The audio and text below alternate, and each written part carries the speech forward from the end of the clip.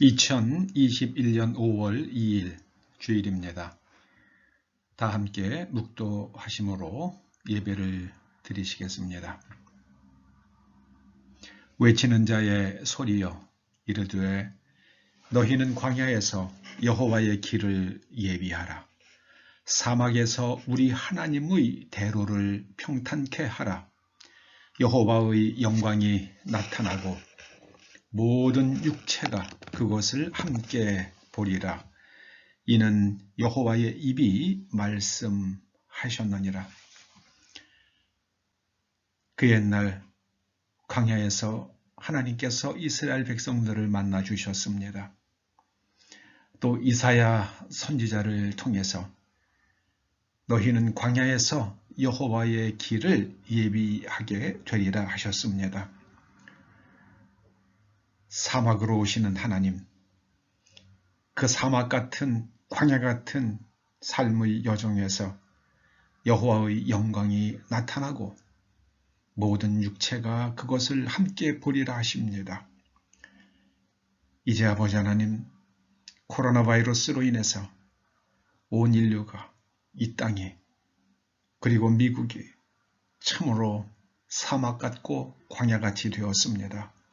인도는 참으로 생지옥 같은 상황이 벌어지고 있습니다. 오시옵소서, 오셔서 하나님께서 친히 말씀하시고 아버지의 영광을 보여주시옵소서. 예수님의 이름으로 기원하옵나이다. 아멘. 오늘 하나님께서 우리들에게 주시는 말씀은 누가복음 7장 24절에서 30절까지의 말씀입니다. 그 말씀을 함께 읽어 보시겠습니다. 시작. 요한이 보낸 자가 떠난 후에 예수께서 무리에게 요한에 대하여 말씀하시되 너희가 무엇을 보려고 광야에 나갔더냐? 바람에 흔들리는 갈대냐? 그러면 너희가 무엇을 보려고 나갔더냐? 부드러운 옷 입은 사람이냐? 보라, 화려한 옷을 입고 사치하게 지내는 자는 왕궁에 있느니라. 그러면 너희가 무엇을 보려고 나갔더냐? 선지자냐? 옳다. 내가 너희에게 이르노니 선지자보다 훌륭한 자니라. 기록된 바 보라, 내가 내 사자를 내 앞에 보내노니 그가 내 앞에서 내 길을 준비하리라 한 것이 이 사람에 대한 말씀이라. 내가 너희에게 말하노니 여자가 낳은 자 중에 요한보다 큰 자가 없도다. 그러나 하나님의 나라에서는 극히 작은 자라도 그보다 크니라 하시니 모든 백성과 세리들은 이미 요한의 세례를 받은지라. 이 말씀을 듣고 하나님을 의롭다 하되 바리새인과 율법 교사들은 그의 세례를 받지 아니하므로 그들 자신을 위한 하나님의 뜻을 저버리니라. 아멘. 예수님께서 세례 요한에 대하여 말씀하시며 제자들에게 물으십니다. 너희가 무엇을 보려고 광야에 나갔더냐? 선지자냐? 옳도다 말씀하십니다. 예수님의 제자들은 갈릴리 호수에서 물고기를 잡던 어부들이었습니다. 그런데 이 어부들이 광야로 나갔습니다. 물고기는 물이 있어야 잡을 수 있습니다. 그런데 물이 한 방울도 없는 광야로 나갔습니다. 무엇 때문에 그랬겠습니까? 로마의 치하에서 이스라엘 백성들의 삶은 참으로 암울했습니다. 대제사장들은 로마 사람들이 간교한 정책에 따라서 서로 대제사장이 되기 위해서 매년 더 많은 돈을 로마 정부에 내는 경쟁을 해야만 했습니다. 그 돈을 얻기 위해서, 그 자금을 마련하기 위해서 그들은 성전에서 제물로 장사를 했습니다. 그리고 성전에 바치는 돈은 성전 세겔만 쓰도록 되어 있었기 때문에 그 돈을 바꿔주면서 많은 폭리를 취해서 자금을 만들었고 그 자금을 로마 사람들에게 제공하고 대제사장으로 임명을 받았던 것입니다. 대제사장들은 하나님께서는 율법에 하나님께서 정하신 율법은 흠없고 일련된 숫 양을 제물로 쓰라고 하셨는데 값싼 절고 눈멀고 그런 흠 많은 양을 싸게 사다가 거기에 자기네들의 도장을 찍습니다. 그래서 그 낙인이 찍혀 있는 양은 제물로서 합격, 그리고 참으로 흠 없는 그런 양들은 도장이 없으면 불합격. 그렇게 사람들이 성전에 제사를 지내러 가면 무조건 대제사장들이 파는 그런 양을 사서 제사를 지내야만 했습니다. 그리고 돈을 바꾸면서 폭리를 취했습니다. 그래서 예수님께서 성전에서 그 제물을 파는 양과 비둘기를 파는 자들을 내어 쫓으시고 돈을 바꾸는 자들을 상을 엎으셨던 겁니다. 또 그 당시에 사람들에게 신앙의 지도자 역할을 했던 바리새인들은 어땠습니까? 그들은 겉으로는 율법을 지키는 것 같지만 실제로는 속으로는 재물을 탐하는 사람이었습니다. 세리들은 어땠습니까? 그들 역시 로마 정부의 경쟁 입찰을 통해서 세리가 되었습니다. 그래서 자기네들이 적어낸 금액 그 이상을 거두면 그 남는 것은 다 그들 몫이었습니다. 예를 들어서 나는 이번에 올해 100을 거두어서 바치겠습니다. 그리고 300을 거두면 200은 그들의 몫이 되는 것이 그 당시 세리들의 방식이었습니다. 그러니 일반 백성들이 살기가 얼마나 힘들었겠습니까? 고통스러웠습니다. 또 열심당은 열심당대로 로마 사람들을 미워했지만 그러나 그들의 방향은 하나님을 향하고 있지 않았습니다.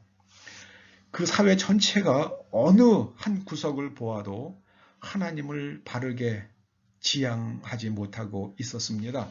그때에 광야에서 들려오는 목소리가 있었습니다. 세례 요한의 외침이었습니다. 회개하라, 천국이 가까웠느니라. 너희들은 하나님께서 이 세상을 통치하시지 않는 것 같고 이 세상에 개입하시지 않는 것 같지만 너희들이 똑바로 살아라. 죄짓지 말고 살아라. 하나님께서 이 세상을 통치하신다. 그것이 바로 회개하라, 천국이 가까웠느니라. 그 말씀의 뜻입니다. 하나님께서 멀리 계시는 것 같지만 하나님께서 이 세상을 통치하신다는 것이 세례 요한의 외침의 내용이었습니다. 그래서 이 세례들과 또 어부들, 사회에서 압박받는 사람들은 하나님의 말씀을 들으려고 세례 요한을 찾아갔습니다. 그 가운데 갈릴리에서 찾아간 어부들이 거기서 예수님을 만났습니다. 그들의 마음에 예수님께서 불을 던지셨습니다. 예수님께서는 누가복음 12장 49절에서 그렇게 말씀하시죠. 내가 세상에 불을 던지러 왔다. 이 땅에 불을 던지러 왔다. 이 불이 붙었으면 내가 무엇을 더 바라리요? 예수님께서는 광야에서 만난 어부들의 가슴 속에 하나님을 향한 불을 던지셨습니다. 그 불은 자신의 생명조차도 불사르는 하나님을 향한 뜨거운 열정이었습니다. 예수님께서 그 불을 던지셨습니다.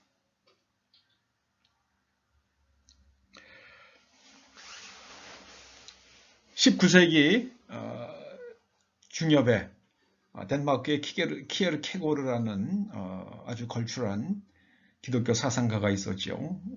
그가 젊은 30대에 죽음에 이르는 병이라는 책을 출간했습니다. 거기서 그는 세 가지의 인간 유형을 말합니다. 절망하고 있으면서도 자기를 의식하지 못하는 경우, 절망하여 자기 자신이기를 바라지 않는 경우, 절망하여 자기 자신이기를 욕망하는 경우, 절망하지만 자기를 의식하지 못해요. 그럼 눈에 보이는 것, 그 허상을 쫓아갑니다. 그래서 또 하나는 절망하여 자기 자신이기를 바라지 않는 경우예요. 세상에도 절망하고 자기 자신에게도 절망하는 그런 사람입니다. 또 하나는 세상엔 절망스럽지만, 환경은 절망스럽지만, 앞은 보이지 않지만 자기 자신을 찾고자 하는 사람, 이 세 가지의 사람이 있습니다. 이 키에르케고르는 그 세 가지의 사람을 이야기합니다. 지난 4월 23일에 있었던 93회 아카데미 시상식에서 우리나라 윤여정 씨가 여우조연상을 받았죠. 그래서 우리나라에서는 윤여정 씨가 마치 아카데미 시상식을 완전히 압도한 것처럼 그렇게 분위기를 만듭니다만은, 실제로 아카데미 시상식을 압도한 사람은 노매들랜드라는 작품을 감독한 중국의 젊은 여자 감독 클로이 자오였습니다. 그 노매드라는 것은 유목민을 뜻하죠. 그 노매들랜드, 유목민의 땅이라는 뜻이죠. 자신의 삶의 어려움에 절망하고 길을 떠나는 사람들의 이야기입니다. 그 길을 떠나지만 그곳에서 그 밴을 타고 떠나는 그 사람들이 만나는 사람들의 그 선함과 아름다운 모습을, 삶의 모습을 그린 것이 바로 노매들랜드라는 영화라고 합니다. 이 클로이 자오는 감독상 수락연설에서 이런 말을 해서 많은 사람들에게 아주 감동을 주었습니다. 그녀가 그런 말을 했습니다. 좀 길더라도 제가 한번 옮겨보겠습니다. 이 클로이 자오는 현재는 올해 39살인데요. 중국 베이징에서 태어나서 영국에서 중고등학교를 다녔고 미국에서 대학과 대학원을 다닌 여성입니다. 대학원을 공부하면서 영화에 입문을 했다고 합니다. 좀 한번 읽어볼게요. 들어보시기 바랍니다. 최근 인생이 어려워질 때 어떻게 살아가야 하는지에 대해 생각을 많이 했습니다. 어릴 적 배웠던 것들을 되돌아보게 되는 것 같습니다. 중국에서 자랄 때 아버지와 게임을 했습니다. 중국의 고전 시와 글을 외우는 게임인데 함께 암송을 하며 서로의 문장을 완성하곤 했습니다. 그 중에서 특히 기억에 남는 것이 있는데 바로 삼자경입니다. 첫 문장이 인지초 성본선입니다. 인지초, 사람의 처음, 곧 사람이 태어날 때 성본선, 본성이 그 성품은, 본래의 성품은 본래 선하다, 그런 뜻입니다. 이 6글자는 어릴 적 나에게 큰 영향을 주었고 저는 지금까지 이를 진심으로 믿고 있습니다. 그 반대가 진실인 것 같이 보일 때도 나는 항상 내가 만나는 사람들, 내가 사는 세계 어느 곳에서나 선함을 찾아왔습니다. 그러니 이 상은 아무리 어려운 일이 있어도 자신의 선함을 지킬 용기와 믿음이 있는 모두를 위한 것입니다. 이 상은 그런 여러분들을 위한 상입니다. 여러분들이 계속해서 저에게 나아갈 수 있는 영감을 줍니다. 참 여운이 많이 남는 그런 수락연설입니다. 선함을 지킬 용기와 믿음이 있는 모두를 위한 상입니다. 세상이 절망스러울 때에 자기 이기를 욕망하지 않는 사람들이 있습니다. 그 자기 자신을 찾지 않으면 그 다음에는 뭐가 되겠습니까? 그냥 물질에 매달립니다. 청나라 말기에 태평천국의 난이라는 게 있었죠. 그런데 그 태평천국을 일으킨 사람이 홍수전이라는 사람입니다. 그 사람은 어느 날 꿈을 꿔요. 황금머리에 금발, 금발머리에 검은 도포를, 검은 옷을 입은 그런 할아버지가 자기에게 계시를 합니다. 그리고 어떤 사람은 또 악을 물리치라는 도끼를 주기도 합니다.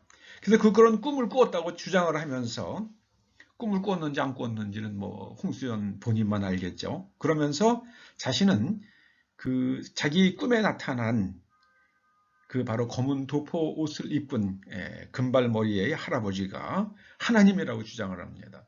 그래서 자기는 하나님의 둘째 아들이며 예수님이 자신은 예수님의 동생이라고 자처했습니다.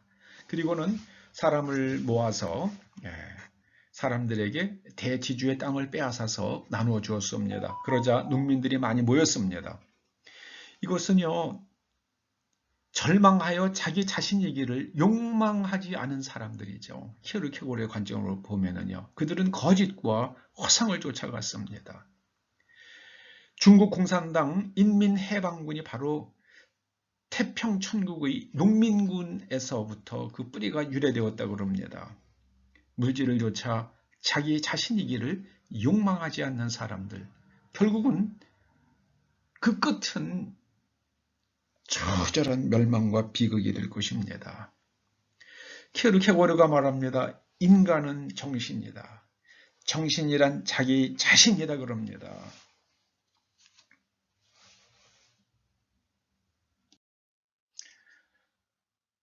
삶에 절망하고 삶의 상황에 절망하고 하나님의 음성을 듣기 위해서 광야로 나갔던 어부들이 하나님의 아들을 만났습니다. 그들이 성령 세례를 받고 예수님이 던진 불에 그들의 가슴에 그 불이 옮겨 붙었습니다. 그래서 자기 자신이기를 욕망하는 사람들이 됩니다. 여러분, 예수 믿는다는 것은요, 자기 자신이 되는 겁니다. 남을 흉내내는 게 아니라 자기 자신이 되는 겁니다. 예수님이 던진 불을 받고 자기의 온 일생을 그 불에 사르며 살았던 사도 베드로는 이런 말을 남겼습니다. 베드로전서 2장 9절 말씀입니다. 너희는 택하신 족속이요 왕같은 제사장들이요 거룩한 나라요 그의 소유가 된 백성이니 이는 너희를 어두운 데서 불러내어 기이한 빛에 들어가게 하신 이의 아름다운 덕을 선포하게 하려 함이라.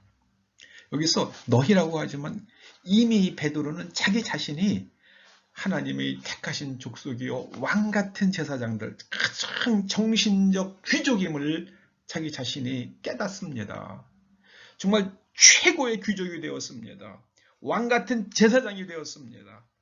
거룩한 사람이 되었습니다. 자기 자신이 하나님의 소유임을 깨달았습니다. 그리고 그 진리의 기이한 빛 속에서 세상을 바라봅니다.